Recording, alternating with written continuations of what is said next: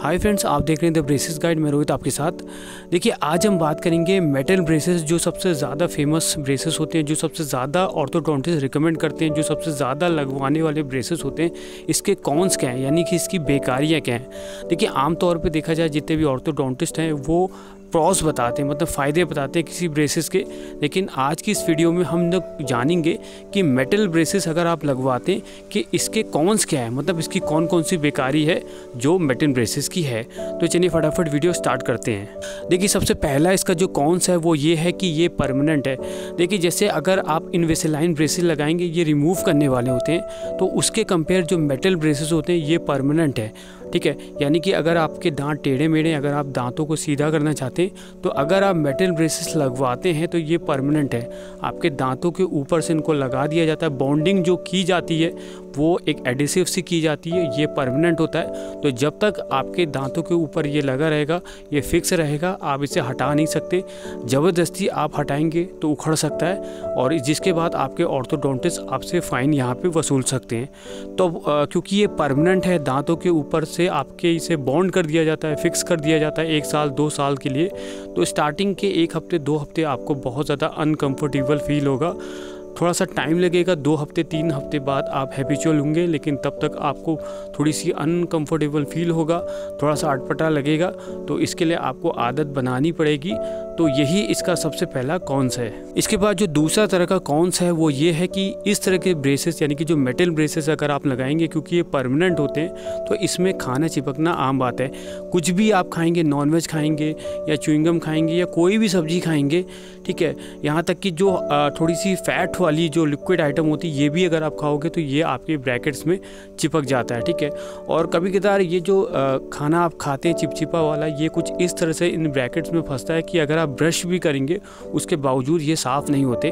तो इससे बेसिकली क्या होता है, जो खाना होता है ये ब्रैकेट्स में फंस जाता है। आप ब्रश कर रहे हैं, ये साफ़ नहीं हो रहा, तो खाना हमेशा चिपका रहता है।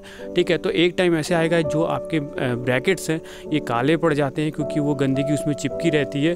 ठीक है, आप सही से साफ़ नहीं कर पाते, और कहीं ना कहीं ये अनहाइजीनिक भी लगता है। तो यही इसका सबसे बड़ा ड्रॉबैक है कि ये परमानेंट होते हैं, जिसी के चलते खाना इसमें चिपकता रहता है, जो सुनने में और देखने में भी अच्छा यहाँ पे नहीं लगता है। इसके बाद जो तीसरे तरह का कॉन्स है वो ये है, देखिए कुछ पेशेंट ऐसे होते हैं जब वो लोग मेटल ब्रेसेस लगवाते हैं इसकी खूबियाँ जान के, तो बेसिकली उनके अल्सर हो जाते हैं। मतलब जहाँ पे उनका ब्रैकेट्स है उसके बाहर की जो स्किन है, जो ब्रैकेट्स के कॉन्टैक्ट में आती है या वायर के कॉन्टैक्ट में आती है, वहाँ पर अल्सर होते रहते हैं। कभी यहाँ हो रहा है, कभी वहाँ हो रहा है, कभी लेफ्ट साइड जॉ में हो रहा है, कभी राइट साइड जॉ में हो रहा है, चीक्स में हो रहा है। तो इस तरह की प्रॉब्लम जब तक कि उनका ब्रेसेस लगा होता है तब तक ये प्रॉब्लम आती है। सारे पेशेंट में नहीं आती, बहुत ही रेयर तरह के पेशेंट में आती है, लेकिन ये भी इसका कॉन्स है। तो वैसे तो ये अल्सर ठीक हो जाते हैं, ठीक है, लेकिन ऐसा देखा जाता है कि बहुत से पेशेंट ऐसे होते हैं जिनकी जो स्किन होती है थोड़ी सी सेंसिटिव होती है, तो जब वो स्टील से टकराती है, टच करती है, तो उनके जो चीक्स में अंदर के साइड से जो स्किन है उसमें अल्सर होते रहते हैं। तो बहुत ही रेयर केस में होता है, लेकिन फिर भी ये क्योंकि इसका कॉन्स है तो मैंने सोचा आपको बता दूँ।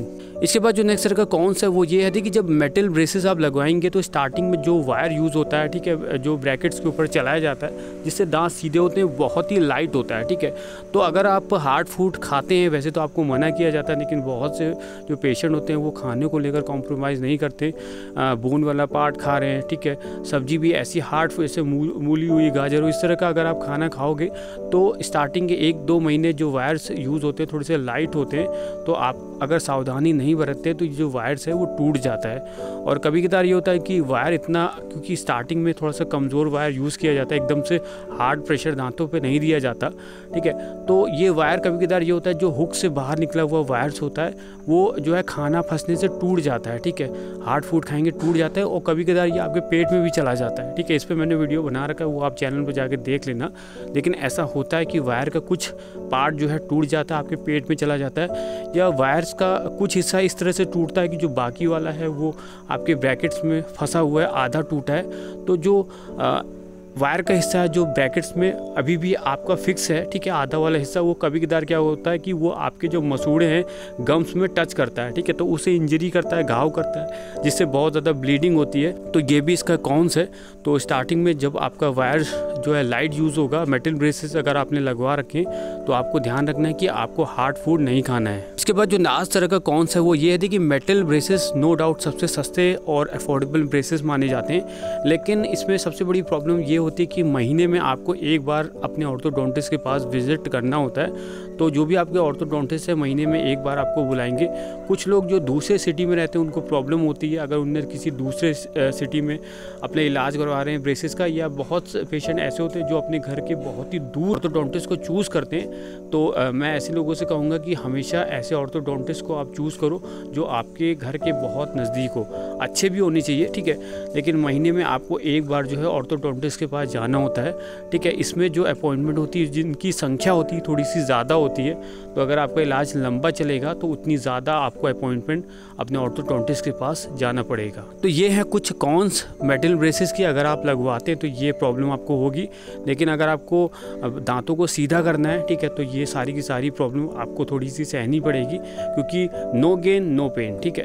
तो मुझे उम्मीद है फाइनली आपको वीडियो पसंद आई होगी। वीडियो पसंद आए वीडियो को लाइक करिएगा, शेयर करिएगा, चैनल सब्सक्राइब करिएगा।